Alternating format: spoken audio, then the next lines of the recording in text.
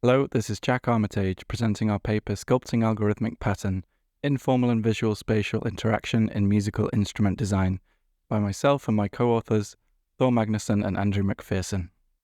In this paper we describe responses to a design activity centered around sculpting digital resonance models by hand using clay and how we connected the outcomes to the idea of algorithmic pattern in live coding. First, let's take a look at the interfaces used. On the bottom left you can see 4 wooden blocks that use piezo sensors to excite digital resonance models. The timbre of this tuned percussion instrument can be sculpted by choosing from one of 4 presets and then manipulating the clay on the acoustic plate seen in the bottom right. The visualization at the top displays all of these individual sculpts, and the touch interface below the instrument allows for navigation and comparison. Here we see a user calibrating the system and beginning to sculpt. They take a single piece of clay and move it around the plate, and then start to listen to the subtle timbral differences this creates.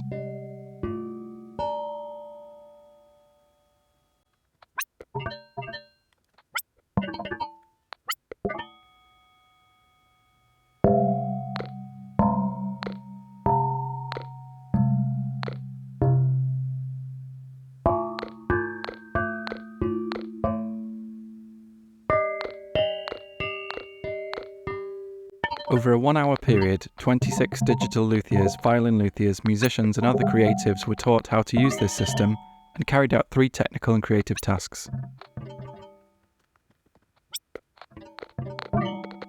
We analysed the data visually by sampling video frames for every sculpt and also by creating time lapses for each participant. When we did this, we observed highly structured temporal patterns that we likened to Alex McLean's definition of algorithmic pattern, which he defined in NIME 2020 as the perception of systematic activity that builds a perspective on pattern as a generative and perceptual connection between creation and reception, emphasizing algorithms as formalized ways of making and patterns for their structural qualities. However, the clay sculptures were tacit and informal and lacked notational language or discrete symbols. This led us to define the idea of proto-algorithmic pattern as any activity where material engagement with symmetry results in the emergence of symbolic and procedural motifs that initiate dialogue between the variant and invariant qualities of experience. In our paper, we present highlights from the outcomes and thematize these in relation to this definition, seeking bridges between live coding and DMI design research. I look forward to your questions and comments about this paper. Thank you for your attention.